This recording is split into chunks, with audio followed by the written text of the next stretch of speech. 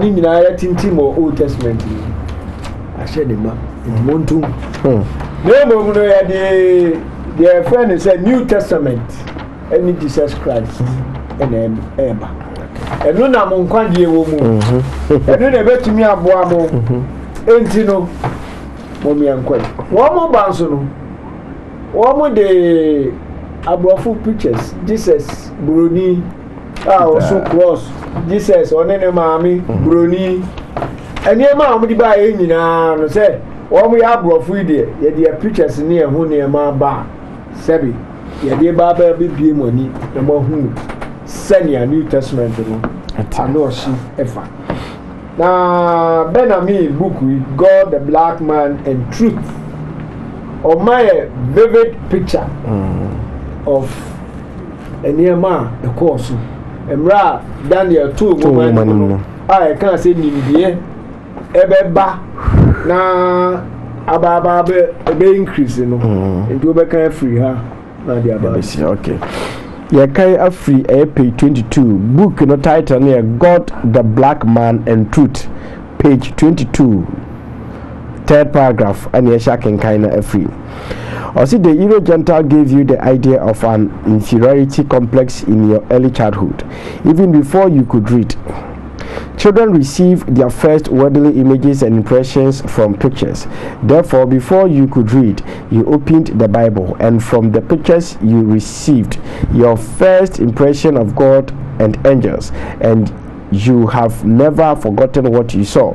You saw pictures of European Jesus on the cross, European Jesus carrying the cross and teaching the people of the Mount of Olives. You saw a picture of European Mary, the mother of Jesus, and you saw pictures of angels in negligees with wings on their backs.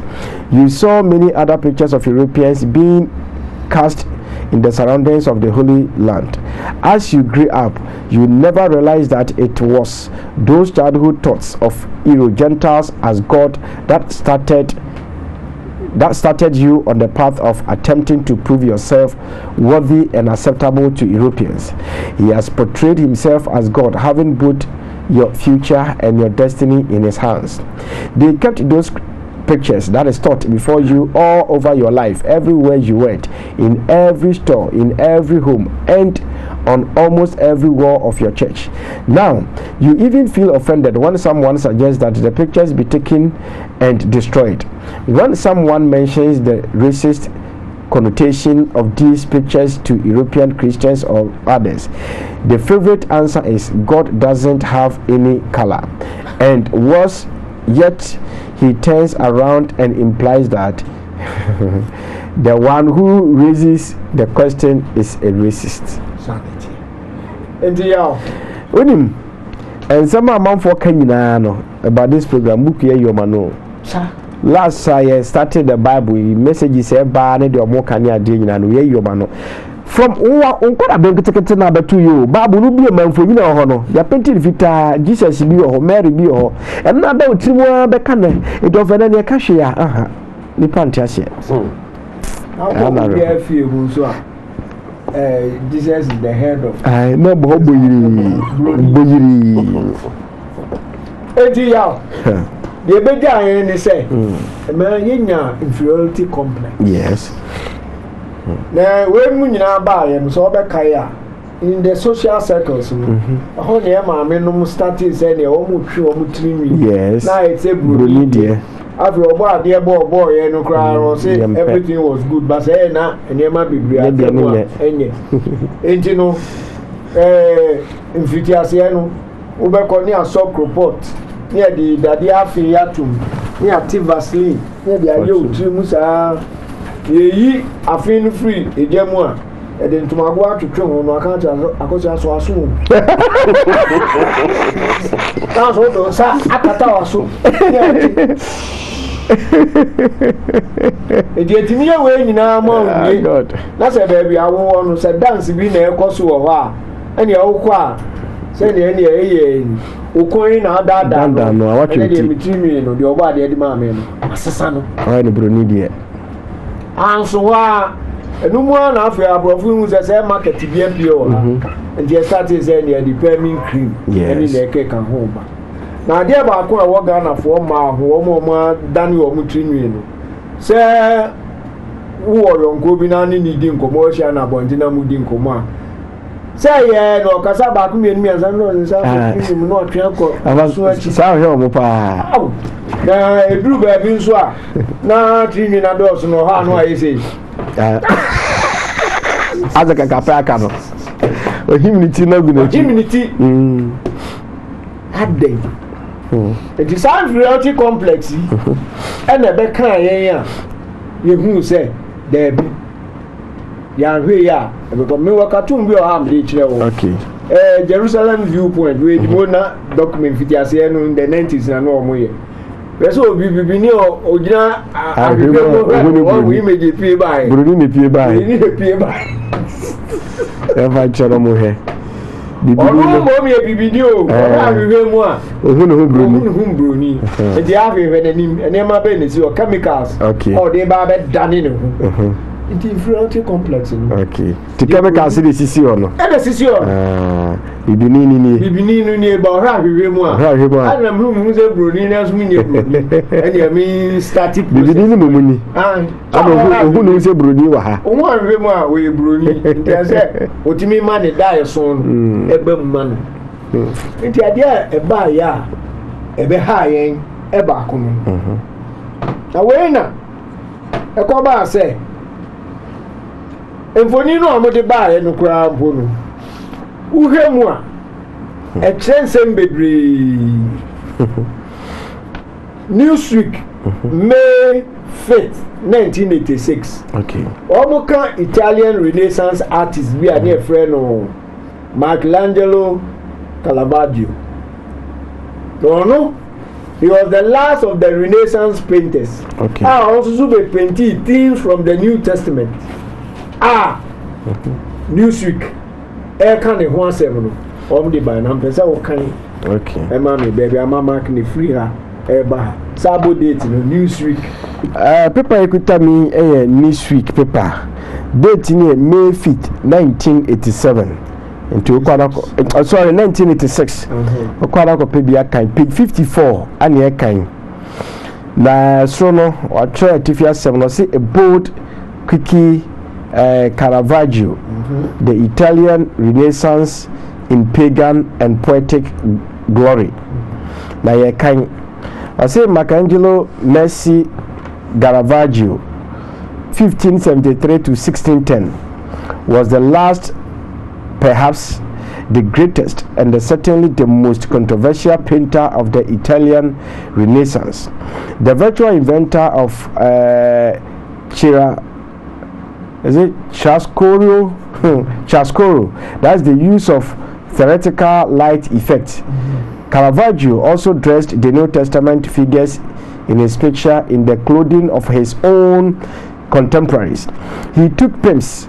He took who? Pimps? Yes, pimps. So in pimps. Yes. Prostitutes. Streets. Urchins bad boys into his studio to pose as sensuous, sometimes naked models for the saints. Caravaggio ni say also the New Testament paintings by ebi abewura Bible mu a enya kwan kura abawiase no no ne de na ni say the New Testament personalities no okwa abontin kofa pimps okofa prostitutes okofa street urchins and odo better studio no painti o mo say mo na mo ye saint no am wo Bible mu no and it is there odi wie na du ono ne de obeye it is a one Bible no bi yeah Mary yeah ofe ka hu say Italian ashawo ni ba bi ni adro no ebi na ha bisu mu de nbi ayo so books no ya fa bi nkire paintings na ya kan Bible ni mu no e de ni bi na afa bia ya de a kire me so I said this shocked and delighted his patrons. It shocked and delighted his. Now who can New Testament figures are. Now cover prostitutes. Who cover pimps. Now cover street urchins. Now the Omoba say, wait a minute, the saints of the Bible. Now the Abba had Musania, who declare say figures no mere day, so mere day. Cause or see, in an age when the papacy itself was self-indulgent, corrupt, and immoral, Caravaggio's bisexuality, his propensity for violence, and his scorn of court conventions made him the infant terrible of the Italian aristocracy. And finished products near the Amaye. Process no and name more, Adia no buy, and the lie, and the near the CA. It is a Bible, now of pictures in the womb. Now say, a Cobasa, Caravaggio, the Abia. Pede who say, Woman, but your courses are all free. The minute that you have, no, see a Michelangelo original, or the cancer, we don't know the name, so. Babu Mundi Panino, a vessel free, a before a Barbara for ye, a brofu. Don't know Natino, and Rembrandt, nay, Leonardo da Vinci, no, nay, or mom can't who nina, a baya, or munina, betua swa, you who will nina. I are winner. Daily Graphic, 18 June 2009. Okay. A coba say, President Moderator. A friend or Right Reverend Yafrin Paul Manson. At the can say, as I say, emulating the work of the early missionaries. Okay. Never pay us we are okay. A co-one. And you can baby a mama kino. Nothing. Then twice on and come. Okay. Daily Graphic. 18th June 2009 paper story near Gifty Bamfo and a day story by Nakame Pepeji na Akam ho but to call him more Ubihunu. Was the emulate work of early missionaries, moderator and a Casamin. The moderator of the Presbyterian Church of Ghana, Right Reverend Yafrin Paul Manson, has urged the clergy to emulate the work of the early missionaries who contributed immensely towards the development of the country. Through the effort of the missionaries, he said schools and hospitals were built and agricultural projects were established. There were schools, hospitals, and churches. Yes. As well as agricultural projects. European missionaries no buy him, but I back when they were mutually said. So we are back on anymore. This will be a day. Civilization go I can't treat say. Any tiana, any beer, say before. Any baby, you said the faculty do civilization. Okay. Yeah, dear. If you say, yeah, two are not in India, be a baby. NC. Nemponu, all the education about Sanya. All mobile betray a choir befasua, you best young woman, and I said, all mobile mini, no, Marcus said, you can't woman. And all missionaries no buy. They started talking about assimilation, cultural assimilation, any cultural imitation. French for, any Portuguese for, all men are preaching cultural assimilation. It is all better.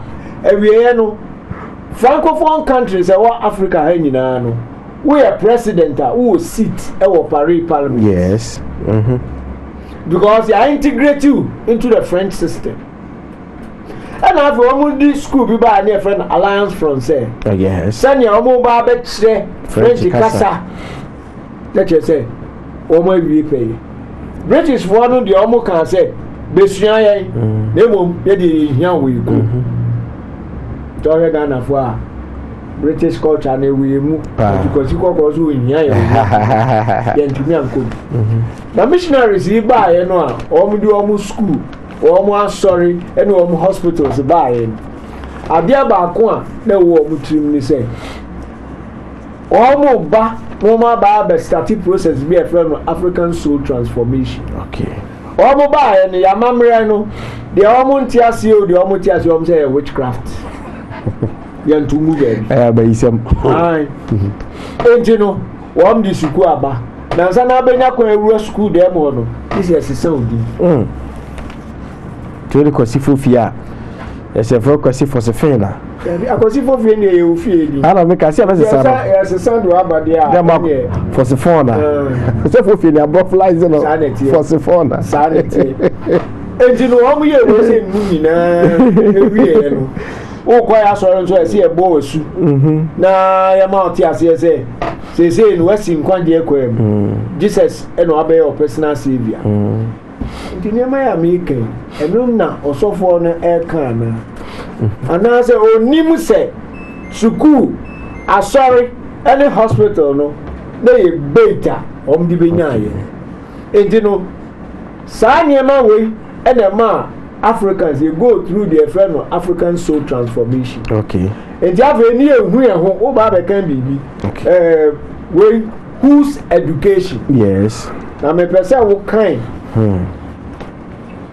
They are brofono by under their religious and okay. You know. Right.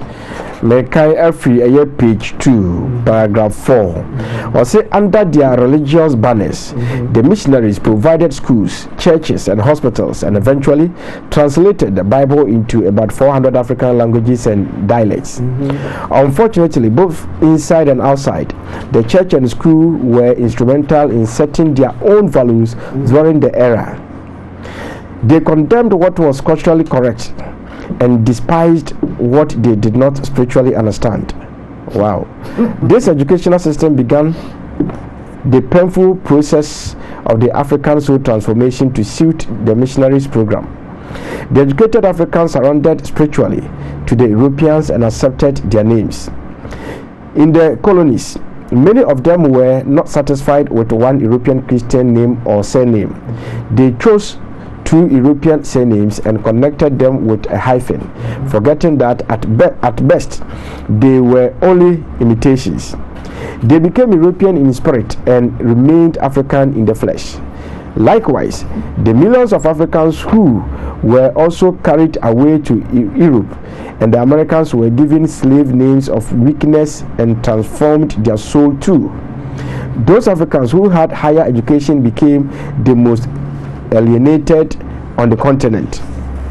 And yeah, now corner European missionaries no mobile ya also for penny we can say yensuomo yes na anya bi kura no o mobile o mo can say cultural assimilation any cultural imitation no enu na bie kwan a edi colonialism yes. Okay. Because they set the agenda for us to be colonized. Afi ebedu maybe e ku say e prefer. Now when now so for penny who person imitating na. E just say who nim the abrofo no be here. Yes. If zenka unimu a enka onye. Na so adan ya to book num nti o ma ba. O mi di nim de ebre enti no yom di ma yin. One the boy wa kan say mempini. Okay. Enyina ko shame. Ya no mum. Ebesi ne abrofudi na me yen. Mexican telenovelas iba yi. After the Ghana for started for Mexican names. Ade. Laxio Monterrigo. Ade na wan kasa wudi esie no obi din na wo. Ufu say dey ben. Na yaw. Daniel woman ye say yantum enkosi awie yemre. Enti atum. Enkosi awie yemre. Okay.